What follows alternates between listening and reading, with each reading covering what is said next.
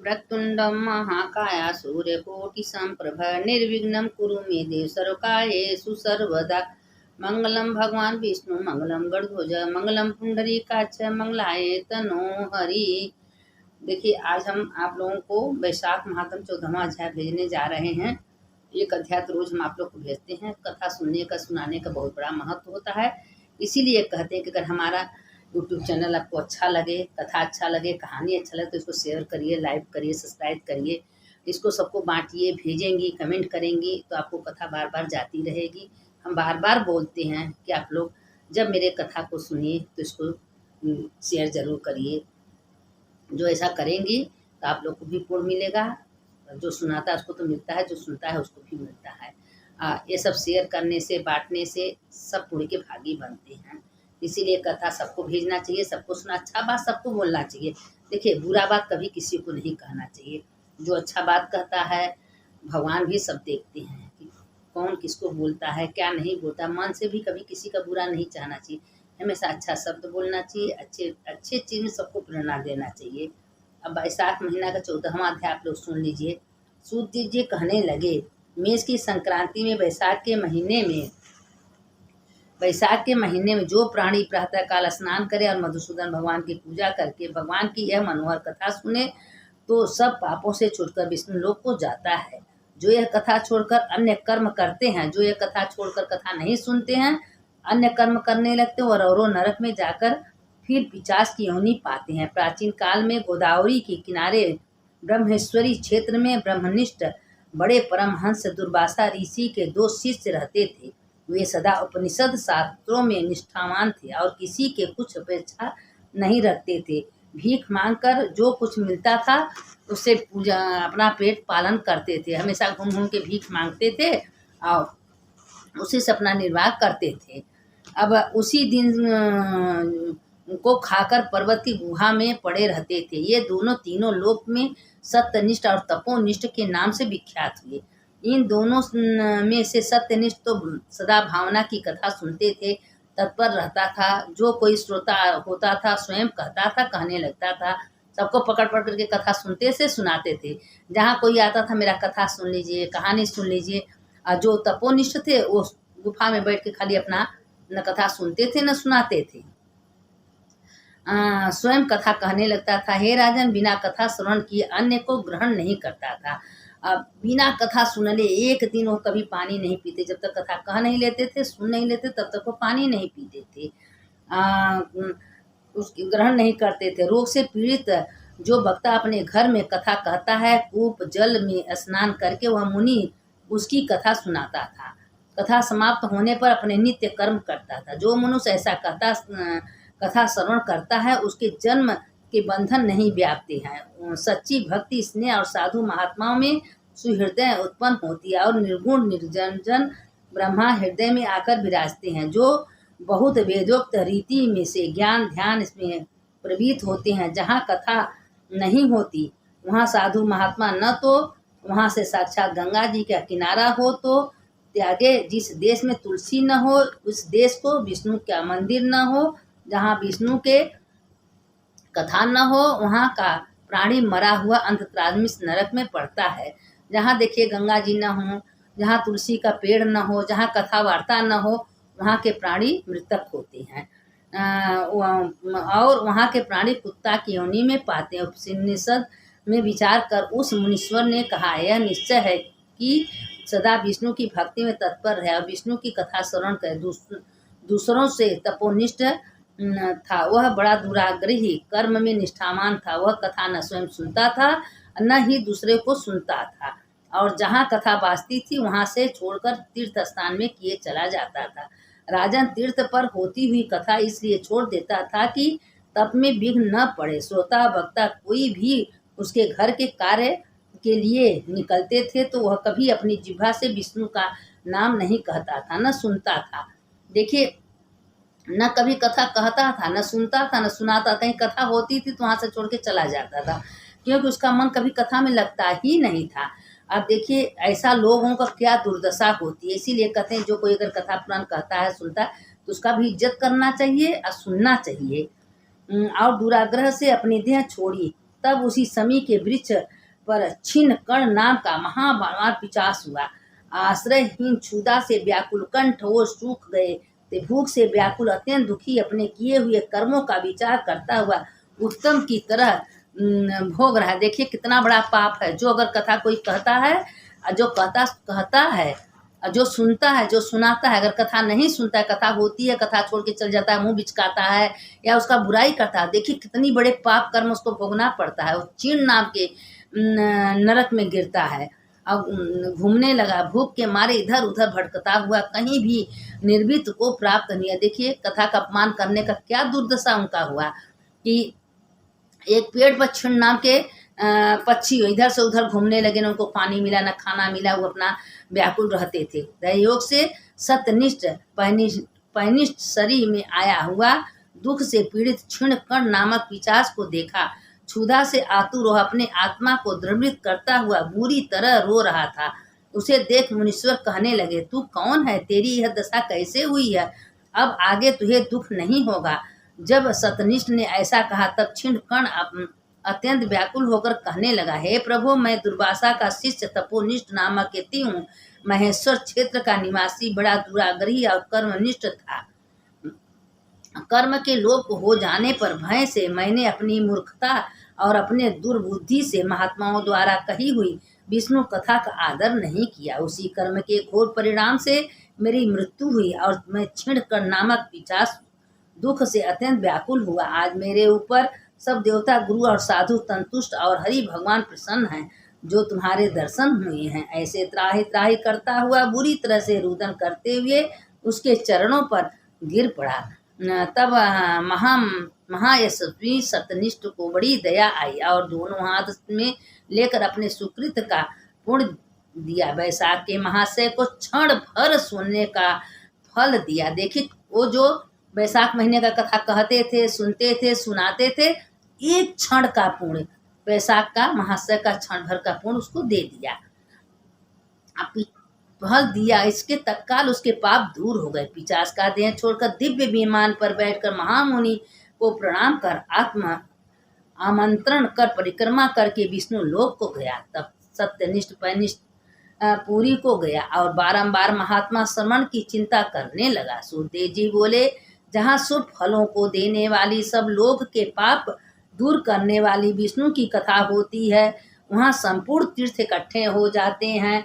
जहाँ विष्णु की कथा होती है वहाँ संपूर्ण तीर्थ इकट्ठा हो जाते हैं और वहाँ विष्णु की कथा रूपी नदी बहती है। उस देश में वास करने वाले के हाथ में मुक्ति रहती है। जिस देश में गंगा बहती हैं उस देश में मुक्ति रहती है। जिस देश में तुलसी का पेड़ होता है, जिस घर में शालिग्राम होते हैं, उस घर में जीते जी मुक्त रहते हैं। जिसके घर में शालिग्राम होता है, तुलसी का पत्तर चढ़ता है, पूजन होता है, वो तो जीवन में जीते जी मुक्त हो जाते हैं, इसमें संदेह नहीं है। इसीलिए कहते हैं जहाँ तुलसी का पेड़ हो, जहाँ शालिग्राम हो, जहाँ विष्णु का कथा होती हो, जहाँ सत्संग हो, पूजा हो, पाठ हो, वहाँ का देश, वहाँ का जगह पवित्र हो जाती। वहाँ 33 करोड़ देवी देवता विराजमान होते हैं। और देखिए कथा का कितना बड़ा महत्व। एक घड़ी कथा का पुण्य अपने दोस्तों को दे दिए, उनकी मुक्ति हो गई। इसीलिए कहते हैं कहीं भी कथा हो, एक घड़ी आधे में पुण्य, वहाँ बैठना चाहिए, सत्संग करना चाहिए, कथा सुनना चाहिए। जो कथा सुनता है उसके समस्त पाप नष्ट हो जाते हैं। सुनाने वाले की भी जय होती है, सुनने वाले की जय होती है। देखिए इसीलिए कहते हैं कि आप लोग भी सबको भेजिए, शेयर करिए, लाइक करिए, सब्सक्राइब करिए। अगर करेंगी, भेजेंगी तो आप लोग को भी अच्छी अच्छी कथा, कहानी सब कुछ मिलता रहेगा। शंकर शंकर हर हर शंकर शंकर शंकर जय जय शंकर मंगल भवन मंगल हारी उमा जपत ही त्रिपुरारी वक्रतुंड महाकाय सूर्यकोटि संप्रभ निर्विघ्नं कुरु मे देव सर्वकार्येषु सर्वदा। शंकर जी भगवान की जय, पार्वती माता की जय, कार्तिक गणेश की जय। अब एक शंकर जी का कथा आप लोग सुन लीजिए। वैशाख महीने इसके अगले अध्याय का कल कथा आप लोग को हम सुनाएंगे। इसीलिए कहते हैं कि कथा रोज पर डे आप लोग सुनिए और सबको भेजिए, सबको सुनाइए। जो ऐसा करेगा उसके समस्त पाप नष्ट हो जाते हैं। अब देखिए भोलेनाथ का कथा तो सुनना जरूरी है।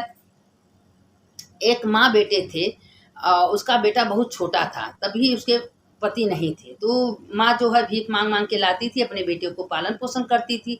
अब बेटा खाली सोता था, खाता था, कभी कुछ नहीं करता था, लेकिन चोरी करता था। कहीं भी जाता था चोरी करता था, कहीं किसी के घर में देखता था चोरी कर लेता। बड़े बहुत दिन हो गया ऐसे। और जो वो ननद भाभी थी, उसकी भाभी थी, उसकी जो लड़की थी उसके भाई थे और उसकी बहन थी।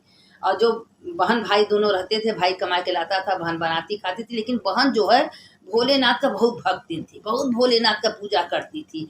दिन रात भोलेनाथ का पूजा, श्रवण मनन चिंतन करती थी, हमेशा भोलेनाथ से प्रार्थना करती थी उसकी। लेकिन भाभी उसको इतनी चिढ़ती थी, उतनी चिढ़ती थी, उसको देखना नहीं चाहती थी। उस सोची हम क्या भाभी का बिगाड़े हैं, हम तो कुछ बिगाड़े नहीं है, भाभी भाभी करते हैं, पता ना भाभी हमसे क्यों इतना चिढ़ती जलती है। लेकिन उसको देखना नहीं चाहती। धीरे धीरे जब वो लड़की बड़ी हुई तो अपने पति से कही कि उसको एकदम गरीब दलित घर, ऐसे घर शादी करिए जहाँ कुछ देना ना पड़े, और उसी घर इसका शादी कर देना। अब वो अपना क्या हुआ कि एक वही जो चोर था और उसकी माँ जो भीख मांगती थी उसी के घरे गया। अब उसको क्या लेगे, वो तो खुदा गरीब है। उसी के घरे अपने बेटी बहन को ब्याह दिया, कुछ भी नहीं दिया, एक साड़ी पहना के दे दिया, चली गई। अब वहाँ देखे तो 2 वक्त की रोटी नहीं थी। अब वो सोची कि यहाँ तो बहुत दुर्दशा है, खाने की भी नहीं है, उसका पति चोरी करता है, सास भीख मांगती हैं। अब वो गई, भगवान शंकर जी का हमेशा आराधना करती थी, पूजा कर। जब उसके पति चोरी करके लाते थे तो हमेशा डांटती थी कि जिसका सामान लाए हो पहले जाके वापस करो, चोरी का धन नहीं रखना चाहिए। अपने सास से कही कि माँ जी आप भिक्षा मांगने भीख मांगने नहीं जाएंगे। कहें बेटा नहीं मांगेंगे तो कैसे पेट भरेगा, कैसे चलेगा। तो कहें कि नहीं वो जाएंगे, कमा के लाएंगे तो चले। कहें वो क्या कमाएंगे, आज तक कुछ नहीं किया। कहें कि नहीं करेंगे। सास से मना कर दिया आप नहीं जाएंगी भीख मांगने। अब वो नहीं गई भीख मांगने। अब उसे भेज दिया कि कहे खाना दो। कहें खाना कहाँ से दें, जब कुछ है ही नहीं तो बनाएंगे कहाँ से, कुछ होगा तभी तो बनाएंगे। अब बड़ा चिंता में पड़ गया। कहें हम क्या कमाए, हमारे कभी कुछ कमाए नहीं है, कि हमारे पास कुछ है नहीं, कैसे कमाए। कहें कहीं से जाओ दुख कमा के लाओ। गया चोरी करके आया, चोरी को वापस कर दी। अब एक दिन क्या हुआ कि बैठ के सोच रही थी कि हे भोलेनाथ कोई रास्ता दिखाइए, हे भोलेनाथ कोई जगह। भोलेनाथ की भक्ति थी, हमेशा भोलेनाथ का पूजा करती थी, मंदिर जाती थी, तो भोलेनाथ रास्ता न कुछ तो दिखाएंगे। तो एक दिन देखी कि गाय का गोबर रखा था, लाई। तो अपने पति से कही कि जाइए गांव गांव सबसे गोबर मांग के लिए। वो कंडा बनाती थी, कंडा अपने पति को देखती थी बेचने के लिए। अब वो कंडा उसके पति बेचते थे, जो पैसा मिलता था उसी से अपना पालन पोषण करती थी। कुछ दिन ऐसे करते करते करते जब कुछ दिन बीत गया तो एक दिन क्या हुआ कि जब पैसा उसके पास हो गया तो छोटी सी गाय खरीदी। वो छोटी सी गाय खरीदी, गाय का दूध बेचने लगी, वही गाय का गोबर उबर का कंडा बना के सबको बेचने लगी। अब एक तरह भोलेनाथ का कृपा उसके हाथ पर था। जो बचपन से भोलेनाथ का आराधना करेगा, पूजा करेगा, भोलेनाथ के मंदिर में जाएगा और हमेशा ओम नमः शिवाय, ओम नमः श्री शिवाय नमस्तुभ्यम जो मंत्र जपेगा, जो भगवान का नाम लेगा, भगवान तो उसका साथ देंगे। हमेशा भोलेनाथ से प्रार्थना करती कि हे भोलेनाथ आप मेरी रक्षा करिए, मेरे घर का दुर्दशा दूर करिए। अब ऐसे करते करते करते करते उसी में बरकत होने लगा। अब सारे लोग उसका दूध लेने लगे। एक गैया खरीदी, 2 गैया, ऐसे कैसे 4-5 तो गाय खरीद ली। अब दूध अच्छा खासा बेचने लगी। उसके बाद सारे गोबर का जो कंडा बनाती थी वो भी बेचने लगी। अब अच्छे खासे उसके पास पैसा हो गया। और उसके बाद जब पैसा हो गया तो खूब सुंदर सा मकान बनवा ली। मकान बना ली, उसके सास और उसके पति सब खुशी से रहने लगे। कुछ दिन बीतते बीतते जो उसके भाभी भौजाई थी, एकदम भाभी दलिद्र, भाई दलिद्र हो गया। तो सोचा कि अब हमारे मरने के उपाय से कुछ ना, अंतिम में अपने बहन से मुलाकात कर ले। अपने बहन के पास जब आया तो देखा तो बहन का जो झोपड़ी था वह महल बन गया, धन दौलत कुल है। कहें भैया क्या बात है, कहना किस लिए आए। कहें बहन इसीलिए हम तुमको से मिलने आए थे। बहन जब से तुम्हारा शादी हुआ तुम्हारे घर से गई, हमारे घर में दरिद्रता छा गया, तुम्हारी भाभी मायके चली गई, हमारे घर में कुछ भी नहीं है। तो कहें तुम्हारे घर में कुछ नहीं है, क्यों भाभी तो हमको कुछ दी भी नहीं। तो कहें इसीलिए शर्म के मारे नहीं आते थे। अंतिम में बस हमारा ये हुआ कि अंतिम में अपना जान रख के क्या करेंगे, अपना जान दे देंगे। कहें भैया ऐसा क्यों सोचते हो। अब भाई को खूब मजे का धान दौलत रुपया पैसा दे दी। देखिए बहन अमीर रहती है तो भाई का इज्जत करती है, भाई को देती है। लेकिन बहन गरीब है तो भाई कभी बहन का मदद नहीं करता है। अब वो दे दी, लेके गया। तो कहें देखो भैया अपने घर में जाओ, शिव चर्चा करो, शिव कथा कहो, शिव पुराण सुनो और भक्ति करो। भाभी से कहो कि शिव का पूजन करें, शिव के मंदिर में, शिव हम उनका भी दुख दूर कर देंगे। कहें ठीक है। अपना क्या हुआ कि शिव के मंदिर में गई। जब शिव के मंदिर में गए तो अपना शिव चर्चा करवाई, शिव पुराण करवाई, सारे गांव लोग आए, पूजा करवाई। तो उसकी भाभी भी आई। कथा के धीरे धीरे धीरे शिव भगवान उसके भी दे दिए। तो दूसरी अपने बहन को भी बुलाई, बहन के पति को, सास को खूब सुंदर साड़ी खरीद के लाई, अपने ननद को दी, अपने बहन को सबको दे के विदाई की। जब विदाई की तो कहीं भाभी बड़ी खुश हुई, भाभी से गले लग गई। तो कहे आपके वजह से हमारा दुख है, आपको हम बहुत तकलीफ दिए हैं, आपको हम हमेशा चिढ़ते थे, लेकिन आपके वजह से आज मेरे घर में सुख शांति समृद्धि भी आ गया, मेरे घर में तो सब कुछ नष्ट हो गया था। तो कहाँ इसीलिए कहते हैं कि कभी किसी का बुरा नहीं सोचना चाहिए, कभी कभी बुरा को नहीं चाहना चाहिए। जो ऐसा कर्म करता है उसके घर में सुख शांति समृद्धि आती है। तो जब शंकर जी का जो भक्त होगा उसके घर में कहाँ कमी होगा, भोलेनाथ कहीं ना कहीं से भंडार तो भर ही देंगे ना। अब देखिए भोलेनाथ कितना बड़ा कृपा किए, अब वो भाभी ननद हो जाए सब खुश हो गई। और देखिए ननद की वजह से भाभी भी खुशी हो गई, नहीं तो भाभी एकदम दुखी होकर अपने नए मायके चली गई थी, भाई उसके भी खुश हो गए। कहें बहन हम लोग तो तुम्हारा बहुत अपमान किए थे, लेकिन कहें भाभी अगर तुम शुरू से शंकर जी का पूजा कर, शंकर जी कभी किसी को दुखी नहीं देख सकते हैं, कहीं ना कहीं व्यवस्था कर ही देते हैं। और कभी गाढ़े में रहिए, भगवान का नाम लीजिए, भजन करिए, भगवान कितने कोई ना रास्ता दिखाते ही हैं। इसीलिए कहते हैं कि भोलेनाथ का नाम जप कीर्तन कभी नहीं चुकाम करते रहिए, भगवान का नाम लेते रहिए, चलते उठते बैठते। सास में भगवान को देखिए, ससुर में भगवान को देखिए, बच्चों में भगवान को देखिए, घर में काम करते रहिए, खाना बना हम भगवान के लिए बना रहे हैं, भगवान के लिए भोजन बना रहे हैं, मेरे भोलेनाथ खाएंगे, मेरे भोलेनाथ भोग लगाएंगे। अरे भोलेनाथ भोलेनाथ दिन रात करें, तुम्हारा तो जब पूजा दिन रात हो रहा है, क्या मंदिर में बैठने से 2 घंटा पूजा थोड़ी ना होता है, पूजा तो 24 घंटा होता है। जो ऐसा करता है उसके घर में सुख शांति समृद्धि का भंडार रहता है। इसीलिए कहते हैं कि मन से कभी किसी का बुरा नहीं चाहना चाहिए, सोचना नहीं चाहिए, हमेशा अच्छा कर्म करना चाहिए, हमेशा कथा वार्ता नाम कीर्तन जप मनन करना चाहिए। जो ऐसा करता है उसके समस्त कथा सुनने का कितना बड़ा पुण्य है। आप लोग सुनिए कि एक घड़ी कथा सुनने का उसका मुक्ति हो गया। तो इसीलिए कहते हैं कि कहीं भी कथा हो वहाँ बैठना चाहिए, सुनना चाहिए, दूसरे को सुनाना चाहिए। जो ऐसा करता है उसके समस्त पाप नष्ट हो जाते हैं। सुनने वाले की जय, सुनाने वाले की जय। शंकर शंकर हर हर शंकर शंकर शंकर जय जय शंकर। मंगल भवने मंगलहारी, उमा जपत यही त्रिपुरारी। हर हर महादेव, घर घर महादेव। सुनने वाले की जय, सुनाने वाले की जय।